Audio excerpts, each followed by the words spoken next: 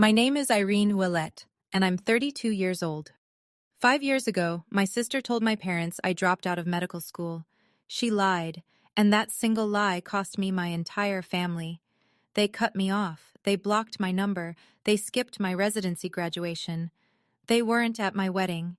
For 5 years, I was no one's daughter. Then last month, my sister was rushed into the emergency room, bleeding, unconscious, dying. The trauma team paged the chief surgeon. The doors opened, and when my mother saw the name on the white coat walking toward her daughter's stretcher, she grabbed my father's arm so hard it left bruises. Before we get into this, please take a moment to like and subscribe, but only if this story truly resonates with you. And drop your location and local time in the comments. I want to know where you are right now. Now let me take you back to the fall of 2019, to a kitchen table in Hartford, Connecticut, and the last time my father ever looked at me with pride. Growing up, there were 2 daughters in the Ouellette house, but only one who mattered. My sister Monica is 3 years older. She came out of the womb performing school plays, student council, the girl who could talk to any adult at any dinner party and make them laugh. My parents, Jerry and Diane Ouellette, Hartford, Connecticut, salt of the earth middle class, adored her for it. Dad managed a manufacturing plant. Mom did part-time bookkeeping. They valued 2 things above all else: appearances and obedience.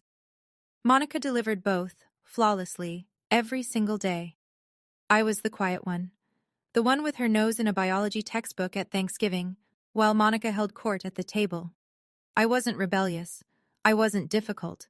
I was simply invisible.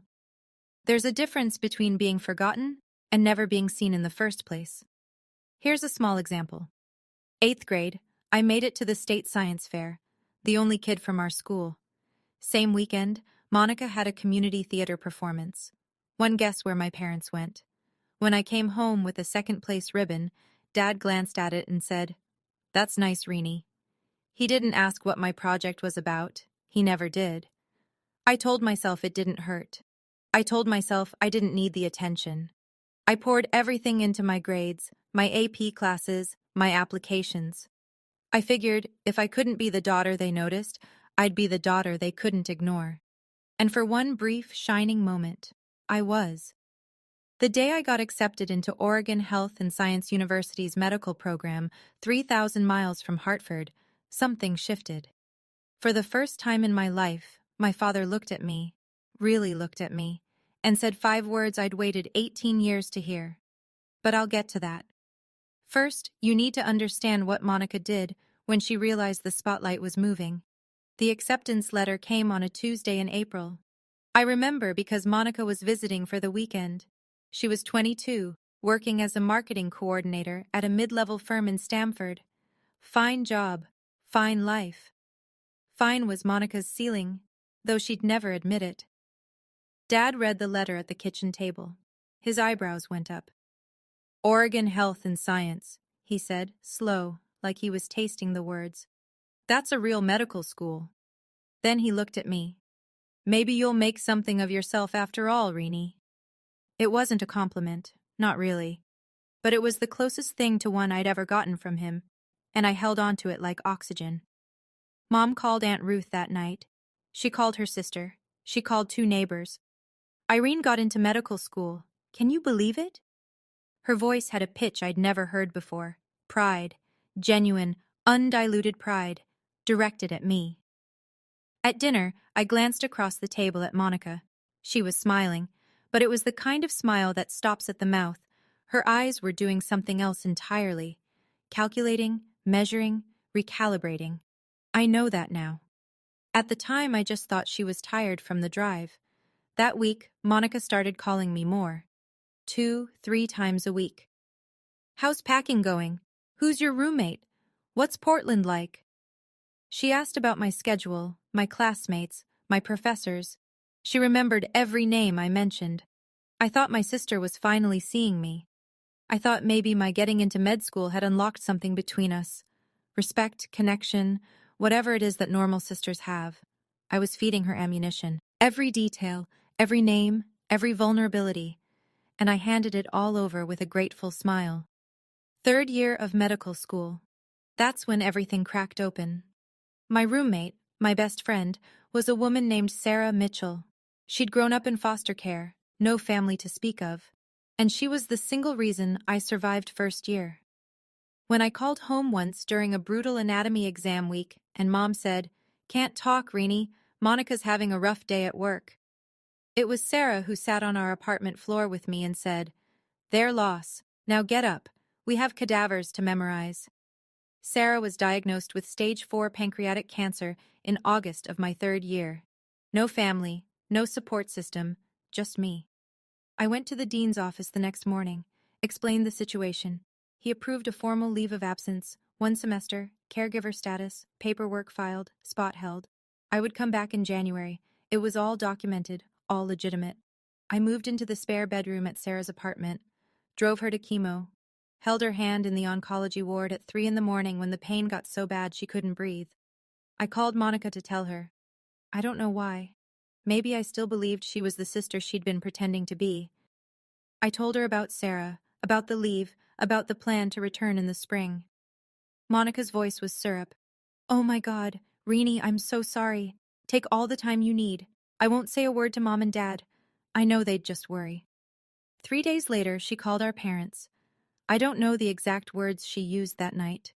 I wouldn't learn the full scope of her lie until 5 years later, when it unraveled in the one place none of us expected. But the damage was instant. The call came at 11 at night. I was sitting in a plastic chair next to Sarah's hospital bed.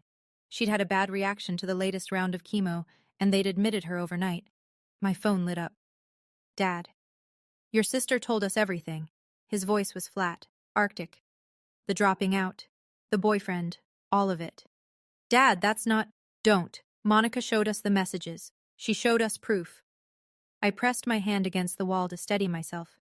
"What messages? What proof?" "Dad, I'm sitting in a hospital right now. I'm taking care of my friend. Monica said you'd say exactly that." A pause. "She said you'd have a story ready." My mother got on the line. Her voice was shaking. "How could you lie to us for a whole year, Irene?" "Mom, please, listen to me. I filed a leave of absence. I can show you the paperwork. I can give you the dean's number." "Enough." Dad again. "Don't call this house until you're ready to tell the truth. You've embarrassed this family enough." The line went dead. I sat on that hospital floor for 20 minutes. Sarah's IV beeped on the other side of the curtain. My phone screen still showed the call duration, 4 minutes and 12 seconds. That's how long it took my parents to erase me. 20 minutes later, a text from Monica. "I'm sorry, Rini. I had to tell them. I couldn't keep your secret anymore." She wasn't sorry. She'd just executed the most precise strike of her life, and she'd done it with a broken heart emoji as a signature. I was 3,000 miles from Hartford. I had $46 in my checking account, and I had just become no one's daughter. I tried. I need you to know that.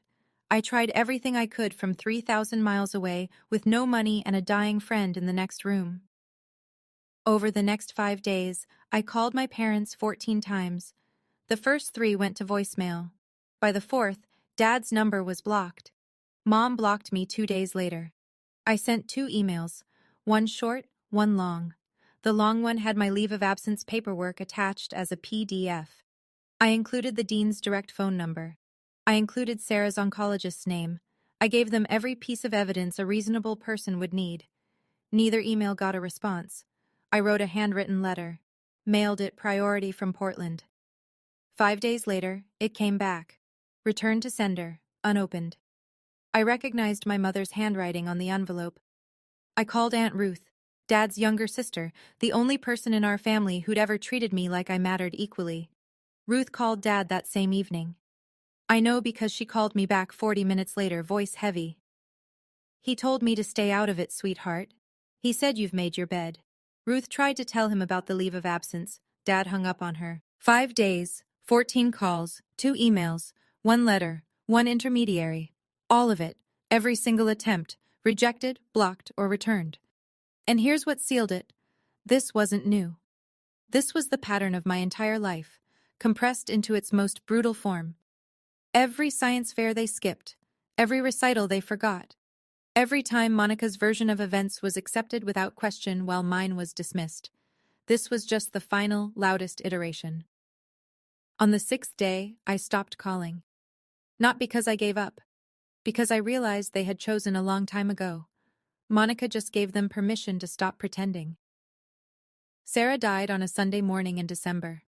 Quiet. Just the beep of the monitor going flat and the pale winter light through the hospice window. I was the only one in the room. No one from my family called. No one knew. The one person I'd told, Monica, was too busy tending to the lie she'd planted to care that the reason for my leave of absence had just stopped breathing. I organized a small funeral. 6 people came. Sarah's former foster sister drove up from Eugene, a couple of classmates, a nurse from the oncology ward who'd grown fond of her. I stood at the front of a chapel that could hold 60 and read a eulogy to rows of empty pews. I didn't cry, not because I wasn't broken, because I'd been crying for 3 months straight and there was nothing left. That night, I sat alone in Sarah's apartment, our apartment. Her coffee mug was still on the counter, her jacket still hung by the door. I opened my laptop and stared at the application to re-enroll for the spring semester. Then I found it. Tucked inside Sarah's copy of Grey's Anatomy, our running joke, she'd bookmarked the chapter on the pancreas with a yellow sticky note that said, "Rude," was a card. Her handwriting, shaky but deliberate. "Finish what you started, Irene. Become the doctor I know you are. And don't you dare let anyone, especially your own blood, tell you who you are." She'd written it weeks before she died. She knew she wouldn't be there when I needed the push. I closed the laptop, opened it again, filled out the re-enrollment form. 2 options, crumble or climb. I chose to climb, not for my parents, not for revenge, for Sarah, and for the version of myself she believed in. I went back in January. No family support, no safety net. I picked up extra student loans, took a part-time research assistant position, and ate hospital cafeteria leftovers more times than I'll ever admit. Medical school doesn't care about your personal life. Anatomy exams don't pause because your family disowned you. 12-hour clinical rotations don't get shorter because you cried in the supply closet at 2 in the morning. So I stopped crying and started working. I worked like my life depended on it, because in a way, it did. I graduated on time. No one from Hartford came. I matched into a surgical residency at Mercy Crest Medical Center, back on the East Coast, a Level 1 trauma center, one of the busiest in Connecticut. That's where I met Dr. Margaret Thornton. Maggie. 58 years old, chief of surgery emeritus, built like a steel cable wrapped in a lab coat. She became the mentor I desperately needed, and the mother figure I'd lost. 3rd year of residency, I met Nathan Caldwell. He was a civil rights attorney doing pro bono work at a community clinic near the hospital. Calm eyes, dry humor. The first person I told the full story to who didn't flinch, didn't pity me, didn't try to fix it. He just listened. Then he said, "You deserve better." 4 words. That was enough. We got married on a Saturday afternoon in Maggie's backyard. 30 guests. Nathan's father walked me down the aisle. I'd sent an invitation to Hartford. It came back the way my letter had, unopened. Aunt Ruth was there, though. She cried enough for 2 parents. After the ceremony, Maggie handed me a sealed envelope. "A nomination," she said. "Don't open it yet, you're not ready." I tucked it in my desk drawer without asking questions. 5 years passed. I became someone they wouldn't recognize. Now, I need to pause here for a second.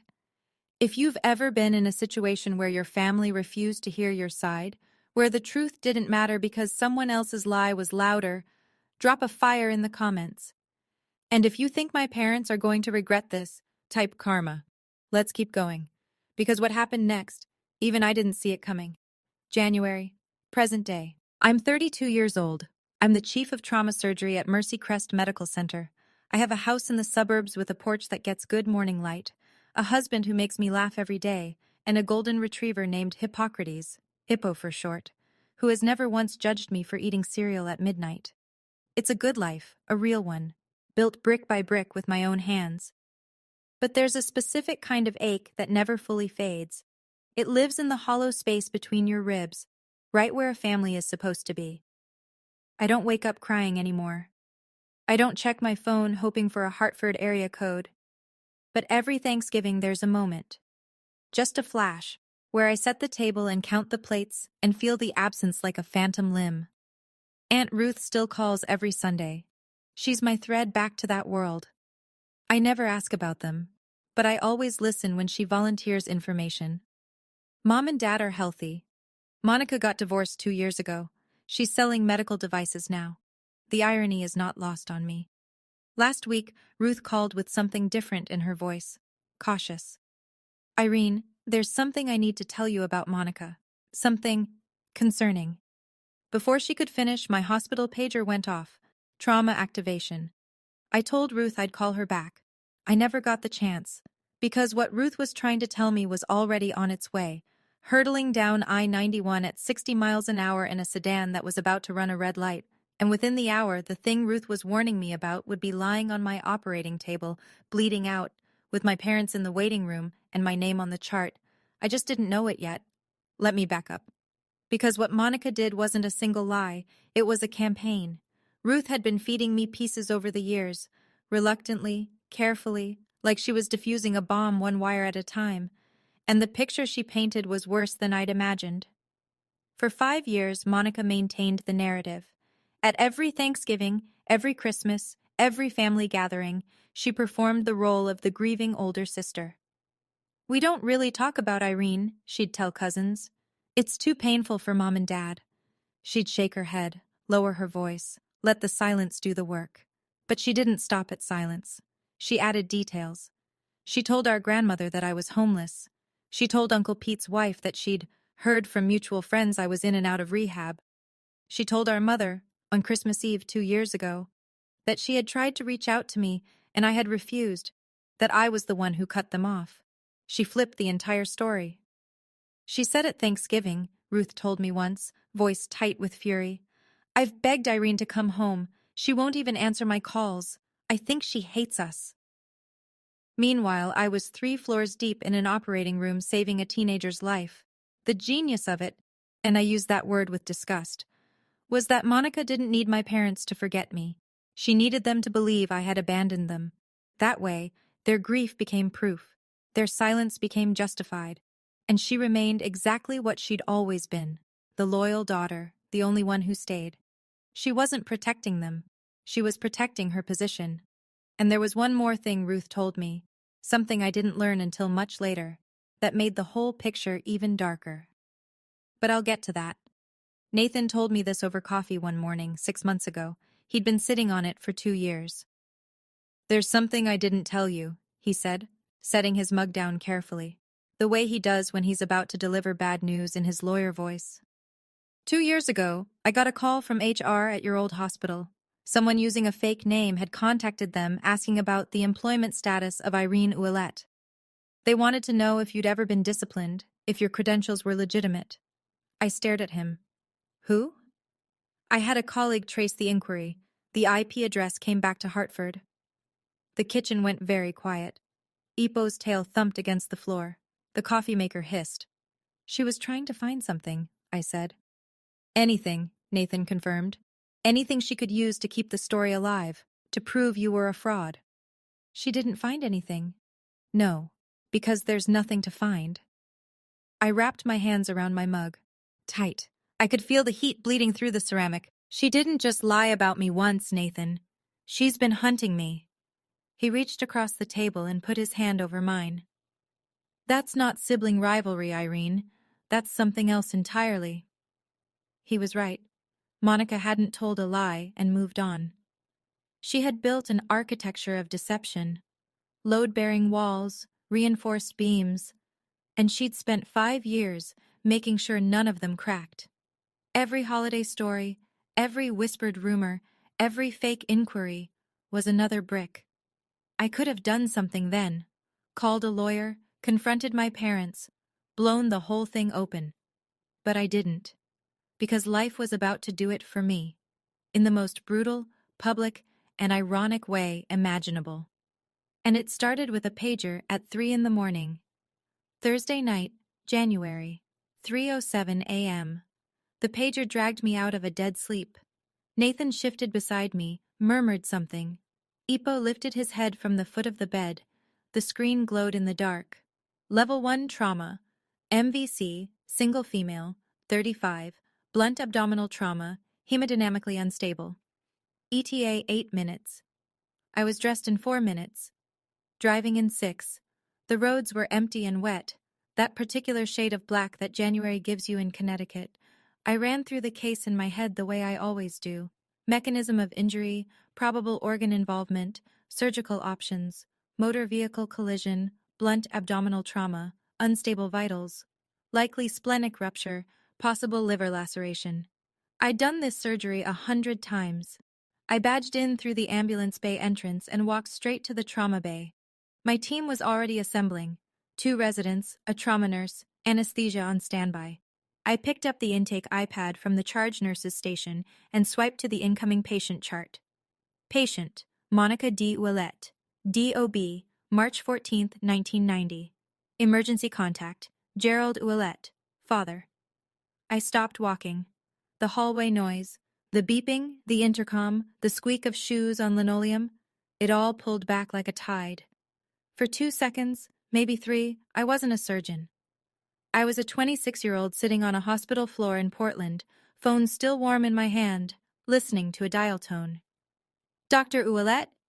My charge nurse, Linda, appeared at my shoulder. You okay?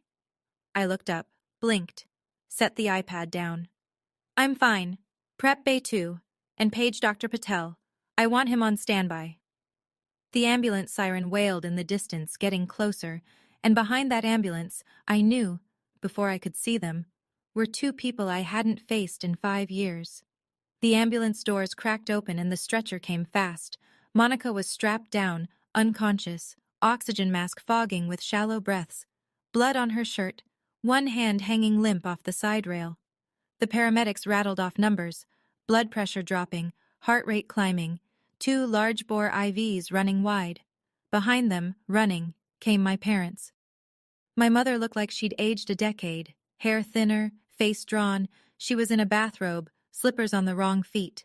My father was in a flannel and jeans, thrown on in a panic.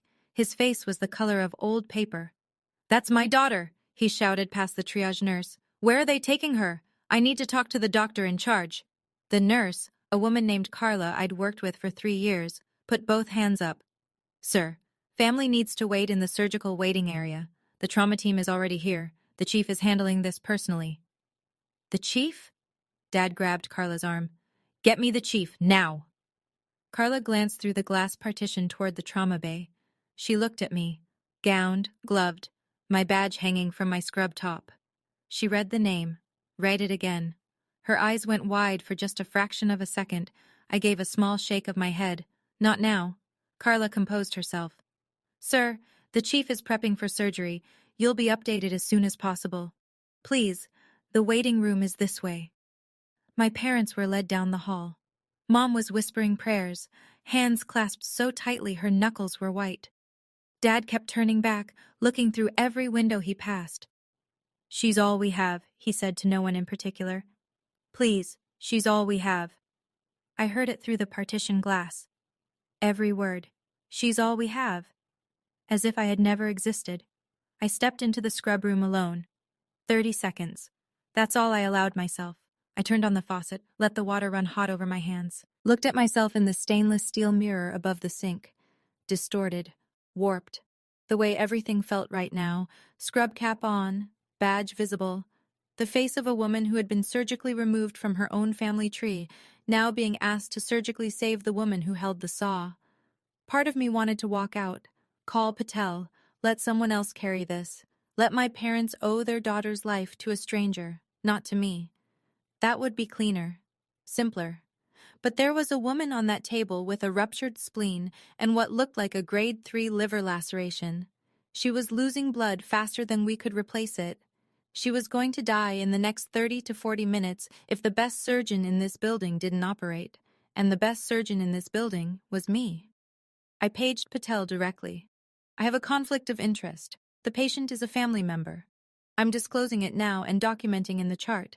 If at any point my judgment is compromised, you take the lead, no questions asked. Patel's voice was steady.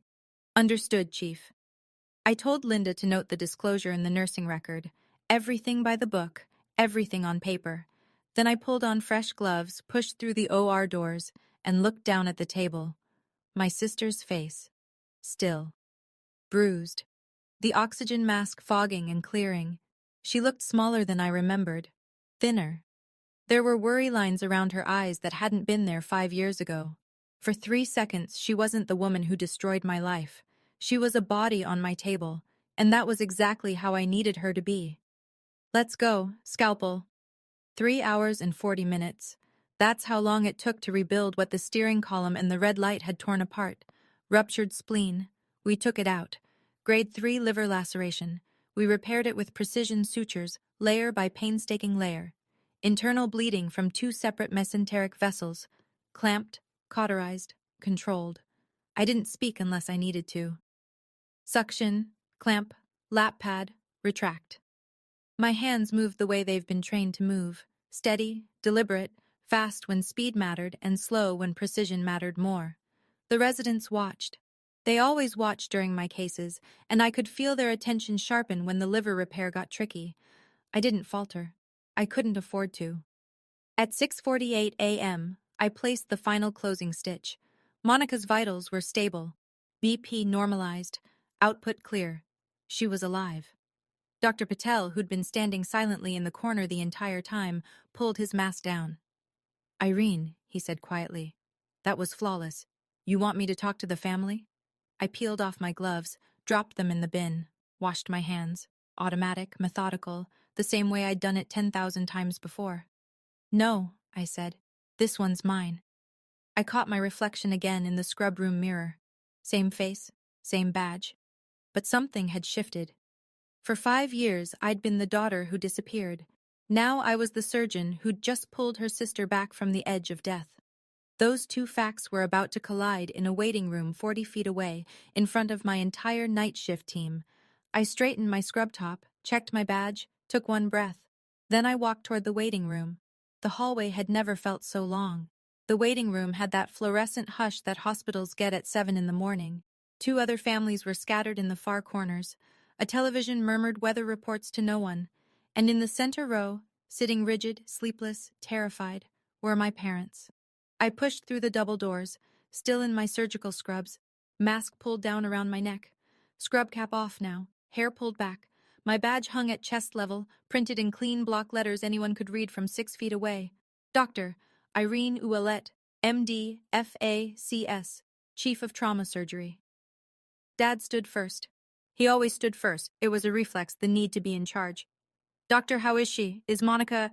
He stopped. His eyes had dropped to my badge, then rose to my face, then dropped to the badge again. I watched the recognition move through him like something physical, a tremor that started in his hands and climbed to his jaw. Mom looked up a half-second later. Her lips parted. No sound came out. Her right hand shot to Dad's forearm and clamped down, fingers digging into the flannel of his sleeve with a force that I would later learn left 4 bruises shaped like fingertips. 5 seconds of silence. 5 seconds that held 5 years. I spoke first. Calm, clinical. The same voice I used to address every family in this room. Mr. and Mrs. Ouellette. I'm Dr. Ouellette, Chief of Trauma Surgery. Your daughter Monica sustained a ruptured spleen and a grade 3 liver laceration in the accident. Surgery was successful. She's stable and currently in the ICU. You'll be able to see her in approximately 1 hour. Mr. and Mrs. Not Mom and Dad. I watched that land. I watched it cut. Behind me, through the glass partition, Linda and 2 nurses were watching. They knew. By the look on their faces, they'd already put it together. My mother moved first. She took a step toward me, arms lifting, a sob already breaking through her chest. Irene? Oh my God. Oh my God. Irene. I stepped back. Half a step. Polite. Unmistakable. She froze. Her hands hung in the air between us. Then slowly, painfully, dropped to her sides. Dad's voice came out like gravel dragged over concrete. You're a doctor. I am. You're the chief. I am. But Monica said what exactly? He closed his mouth, opened it, closed it again. I could see the machinery of his mind trying to reassemble 5 years of certainty that was crumbling in real time. Mom was crying now. Not quietly. "We thought you dropped out. She told us she told you I dropped out. That I had a boyfriend with a drug problem. That I was homeless. That I refused to contact you." I kept my voice level. No shaking. No tears. I had rehearsed this moment 1,000 times in the shower, in the car, in the dark before sleep.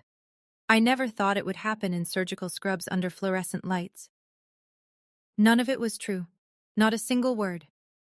Through the glass behind me, I could see Carla press a hand to her mouth. A resident, Dr. Kimura, second year, looked away, jaw tight. Linda set down her clipboard and stared. Dad tried to redirect. Old instinct. "This isn't the time or place, Irene. Your sister is in the ICU. I know. I just spent 3 hours and 40 minutes making sure she survives. So yes, Dad. I'm aware of where she is." He had nothing. For the first time in my life, my father, a man who had never been at a loss for a decree, had absolutely nothing. The silence was doing the work I never could. 5 years of blocked calls, returned letters, ignored emails, none of it had made a dent. But standing here, alive and accomplished and wearing the proof on my chest, that was louder than anything I could have written in a letter. Mom reached for the back of a chair to steady herself. "The letters," she whispered. "You said you sent letters." 2 emails with my leave of absence paperwork attached. 1 handwritten letter, mailed priority. You sent it back unopened. I recognized your handwriting on the envelope. She pressed her fist against her mouth. Dad stared at the floor. "I called 14 times in 5 days. I asked Aunt Ruth to talk to you. You told her to stay out of it." I wasn't accusing. I was reciting.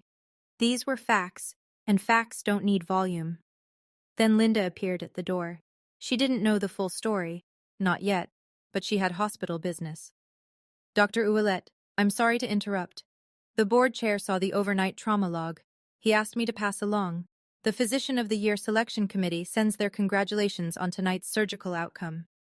Linda said it the way she'd say anything routine. She had no idea she'd just detonated a second bomb. Mom looked at me, eyes swollen, mascara gone, bathrobe still on. "Physician of the Year? It's an internal recognition, it's nothing." I turned to Linda. "Thank you. I need to check post-op vitals. Excuse me." I walked toward the ICU corridor, measured steps, spine straight. I didn't look back, but I heard my mother's voice behind me, small and ruined. "Jerry, what have we done?" And I heard something I'd never heard before. My father, saying nothing. Because silence, for the first time, was the only honest thing he had left. 4 hours later, ICU, room 6, monitor beeping in rhythm, morning light angling through the blinds. I walked in for the standard post-op assessment. Vitals, drainage output, wound check, routine. Except nothing about this was routine. Monica's eyes were open, glassy, unfocused from the anesthesia, but open. She blinked at the ceiling, blinked at the IV pole. Then her gaze tracked sideways to me. She squinted. Read my badge. Read it again. The color drained from her face in a way I've seen before, but only in patients who've just been told their prognosis is bad. "Irene." Her voice was sandpaper. "Good morning, Monica. I'm your attending surgeon. You sustained a ruptured spleen and a grade 3 liver laceration from the accident. Surgery went well. You're going to make a full recovery. You're a doctor. Not a question. A reckoning. I'm the chief of this department, have been for 2 years. I watched it happen. The same spectrum Dad had gone through, but slower, because Monica was processing it through a morphine drip and what I suspect was dawning terror. Confusion first, then disbelief, then fear. And then, there it was, the expression I'd seen my whole life, the quick flicker behind the eyes, calculation. Even now, lying in a hospital bed with my sutures holding her liver together, Monica was trying to figure out how to spin this. "Irene, listen, I can explain. You don't need to explain anything to me." I nodded toward the glass door, where 2 figures stood in the hallway, watching, faces wrecked, eyes red. "You need to explain it to them." I updated her chart, checked the drain, left without another word. I didn't stay to hear what happened next, but the entire ICU floor heard it. Monica's room wasn't soundproof, and neither was the truth. Okay, I have to stop here for a second. What do you think Monica told my parents when they walked into that ICU room? Option A. She finally tells the truth. Option B. She doubles down on the lie. Option C. She plays the victim. Again. Drop your answer in the comments. And if you haven't subscribed yet, now is the time. Because the next part of this story is where everything comes crashing down. I learned what happened from Linda, who heard it from the ICU nurse, who heard it through the glass. If you guessed option C, congratulations. You know my sister. The moment my parents walked in, Monica started crying. Big, heaving sobs that pulled at her stitches and made the heart monitor spike. Mom, Dad, you have to believe me. I never meant for it to go this far. I was scared for her. Dad stood at the foot of the bed. His voice was barely controlled. Monica, Irene is a surgeon. She's the chief of trauma surgery at this hospital. I didn't know that. She said she sent letters, emails. She called 14 times. She asked Ruth to intervene. Mom's voice was flat, hollow. Is that true? She's exaggerating. You know how Ruth tried to tell us. Dad again, and this time his voice cracked. Not from sadness, but from the structural failure of everything he'd believed for 5 years. 2 years ago, Ruth called and said Irene was in residency. A surgeon. You told us Ruth was lying, that she was just trying to cause drama. Ruth doesn't know the whole story. What is the full story, Monica? Mom, screaming.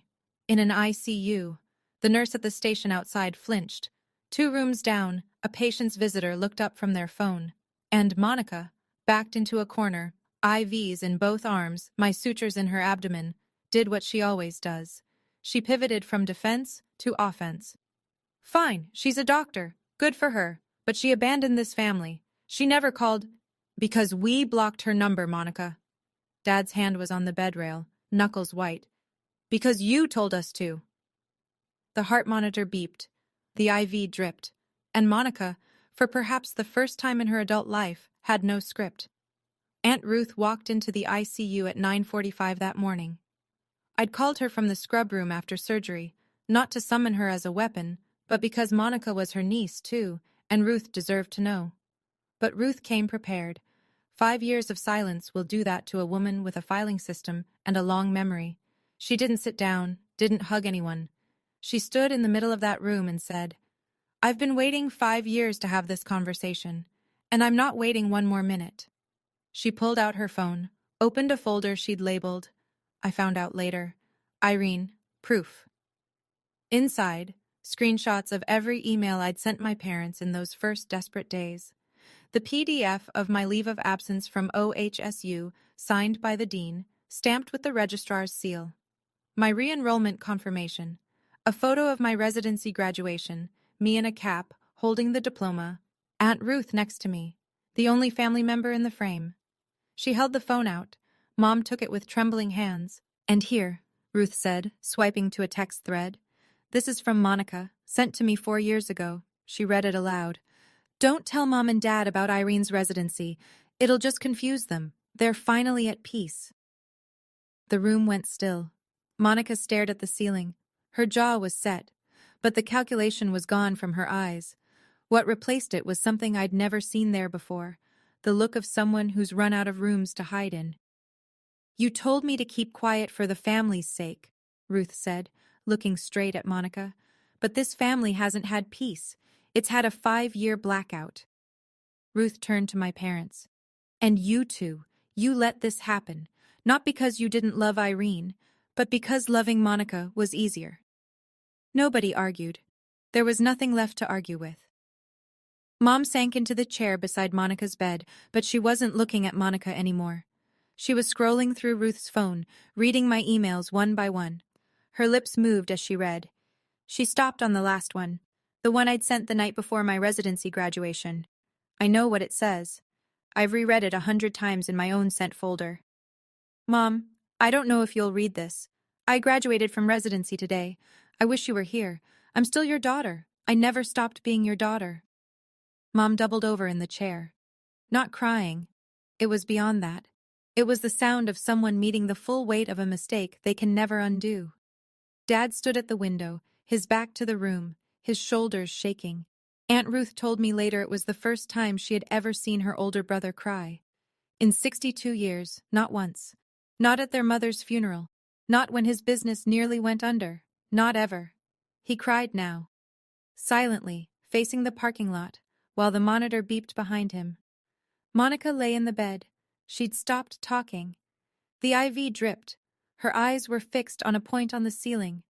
There was nothing left to perform, no audience that would believe her. The persona she'd worn for 35 years was lying in pieces on the linoleum, and no amount of charm or tears or clever reframing was going to put it back together. You missed her wedding, Jerry. Ruth's voice was quiet now, spent. Nathan's father walked her down the aisle. Do you understand what that means? Dad didn't turn from the window, but he spoke. 4 words, low, cracked down the center. What have we done? Not a question. He wasn't asking. He was convicting. And knowing the truth and knowing what to do with it, those are 2 very different things. I came back that afternoon. End of my shift. 22 hours since the pager woke me. But who's counting? My parents were still there. Of course they were. Where else would they go? Back to the house where they'd spent 5 years pretending they only had one daughter? Mom stood up the second I walked in. Her face was swollen, eyes nearly shut from crying. Irene, baby, I'm so sorry. I held up my hand, gently, but firm. I hear you, and I believe you're sorry, but sorry is a word. It's a starting place, not a finish line. What I need is time. Dad turned from the window. He looked like he'd aged 5 years since this morning. We want to make this right. Then you need to understand something. I kept my voice even. This wasn't anger. This was clarity. The kind that only comes after you've burned through every other emotion, and what's left is the truth. Clean and simple. I'm not the girl you sent away. I'm not the girl who begged you to listen for 5 days from 3,000 miles away. I'm someone who built a life, a whole life, without you. And if you want to be part of it now, it will be on my terms, not Monica's, not yours, mine. Dad opened his mouth. Old reflex. Then he closed it. And nodded. A small, devastated nod. I looked at Monica on the bed. Her eyes were open, watching me. When you're recovered, I said, you and I are going to have a conversation, a real one, but not today. Today, you're my patient. I don't mix the two. I left. Spine straight, steps measured. I didn't turn around. I'm not closing the door, but I'm the one who decides when it opens, how wide, and who walks through. 2 weeks later. Monica was discharged. Her incision was healing, the rest of her, not so much. I chose the location, a coffee shop in Middletown, halfway between her apartment and my house. Neutral ground. Nathan came but sat at a separate table near the window, pretending to read briefs. He wasn't pretending. Monica walked in looking like someone who'd been hollowed out. She'd lost weight. Surgery plus not eating will do that. And the confidence she usually wore like cologne was gone. For the first time in my memory, my older sister looked exactly her age. She sat down, wrapped her hands around a cup she didn't drink from, stared at the table. I didn't do preamble. I'm not going to yell at you. I'm not going to list every lie. You know what you did. What I want to know is why. Silence. Long enough that the barista called someone's name and it echoed off the walls. Then quiet. Because you were going to be everything I wasn't. And I couldn't handle it. I let that sit. That's honest. First honest thing you've said to me in 10 years. I'm sorry, Irene. I know you are. But sorry doesn't give me back the years. Sorry doesn't put Dad at my wedding. Sorry doesn't unsend that box Mom shipped back to me. My high school graduation things.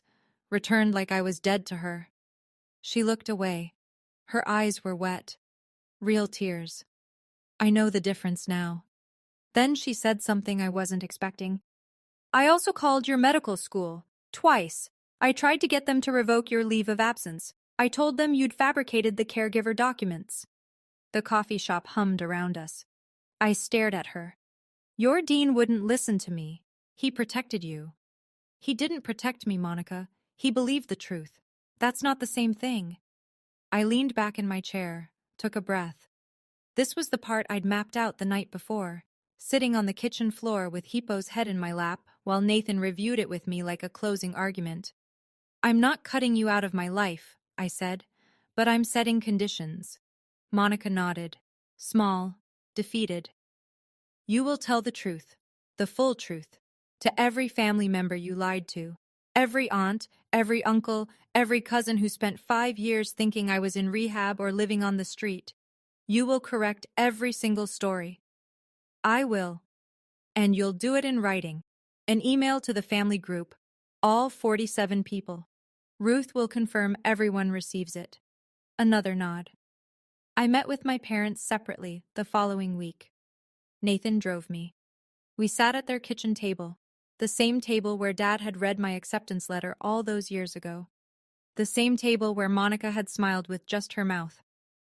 I'm open to rebuilding, I said. But I need you to go to family counseling, both of you.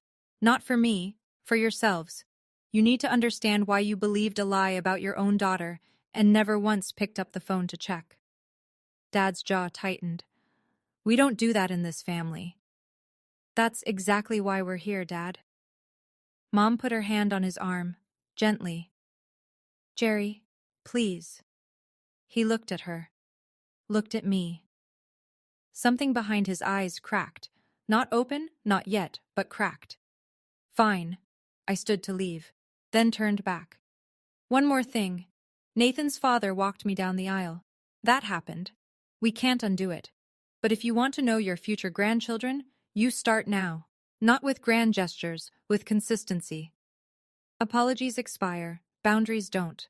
That's the difference between sentiment and structure. 1 month later, the Physician of the Year Gala, 200 people in the ballroom of the Hartford Marquis Hotel, surgeons, department heads, hospital administrators, donors, board members, crystal glasses clinking, name tags on lanyards, a string quartet playing something classical that nobody was listening to. I wore a simple black dress. Nathan was at a front table, looking like he'd been born in a suit. Maggie Thornton sat beside him, arms crossed, the faintest smile on her face, the one she reserves for moments she's been engineering for years. The MC stepped to the podium. This year's Physician of the Year, a surgeon whose clinical excellence, composure under pressure, and commitment to her patients have set a new standard for this institution. Dr. Irene Ouellette, Chief of Trauma Surgery. Applause, standing ovation from the surgical staff who'd seen me work. I walked to the stage, spotlight warm, podium solid under my hands. I kept it short. 5 years ago, I almost quit. Not because I couldn't do the work, but because I lost the people I thought I needed to keep going. What I learned is that the people you need aren't always the ones you're born to. Sometimes they're the ones who choose you. I looked at Maggie, at Nathan, at my team in the 3rd row. Then I looked at the back of the ballroom, last row. 2 seats Ruth had quietly arranged. My parents, Mom in a navy dress she'd probably bought that week, Dad in a tie he clearly hated, both sitting with their hands in their laps, looking up at the stage with expressions I can only describe as grief and pride waging war on the same face. And sometimes, I said, the ones you're born to find their way back, late, but here. Mom covered her mouth. Dad stood. Applause filled the rest. After the gala, Dad found Nathan near the coat check. He stood in front of my husband for a long moment. I owe you an apology. I should have been the one. Nathan, gracious to his core, extended his hand. With all due respect, sir, you should have been a lot of things, but we're here now. They shook hands. Dad's eyes were red. He didn't let go right away.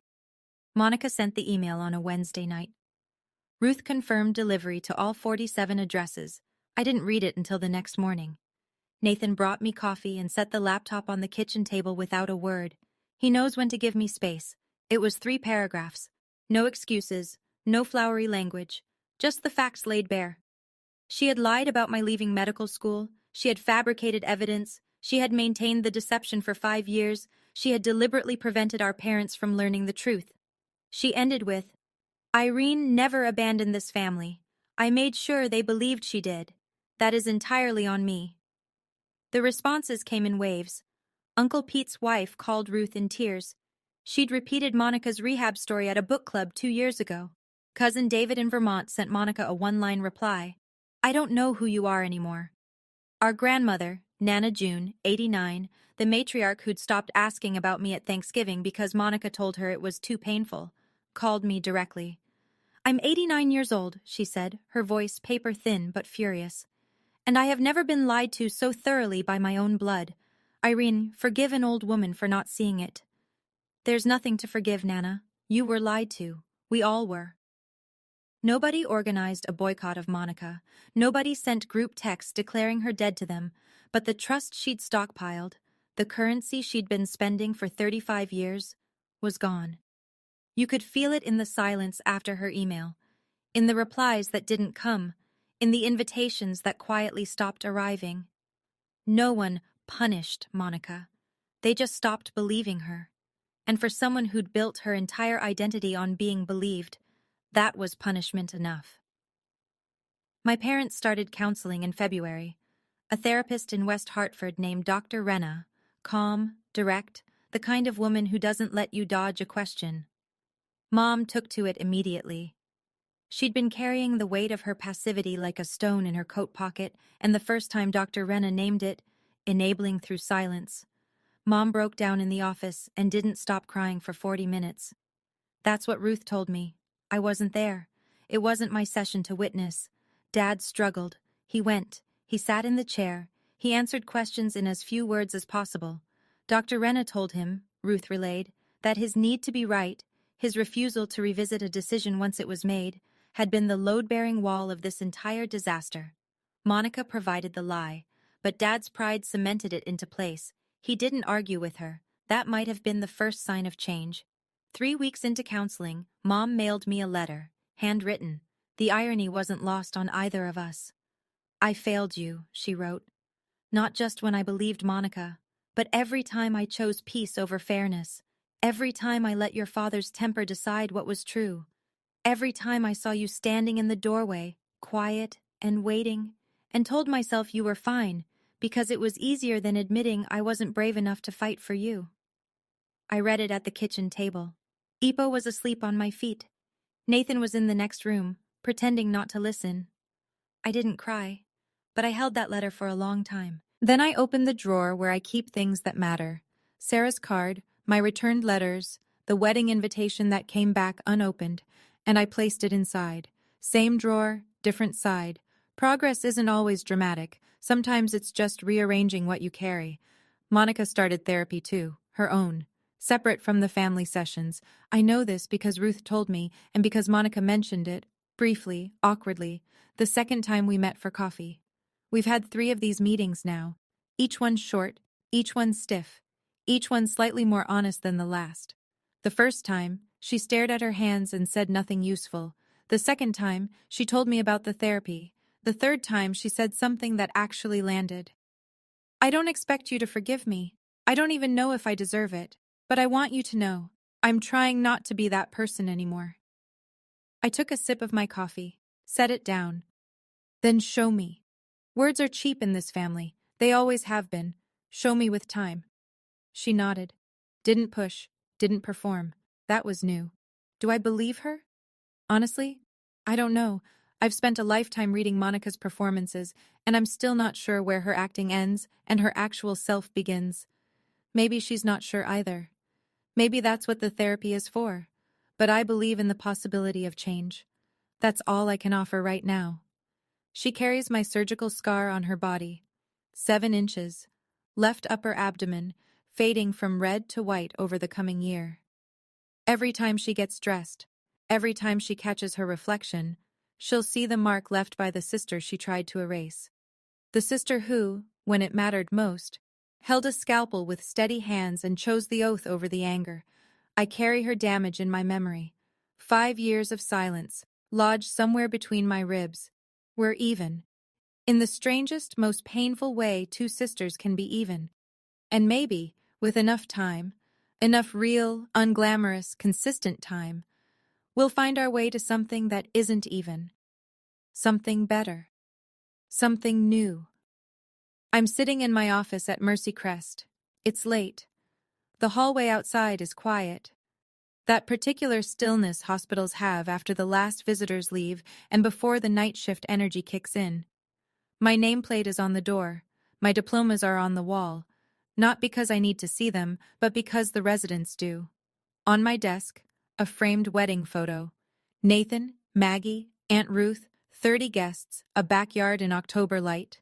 No parents in the frame, but on the bookshelf next to it, a new photo. Taken 3 weeks ago. Mom and Dad, standing on my front porch, coats on, looking slightly lost. Dad's hands are in his pockets. Mom is mid-smile, trying too hard but trying. It's awkward. It's imperfect. It's real. If you're watching this and you see yourself in my story, whether you're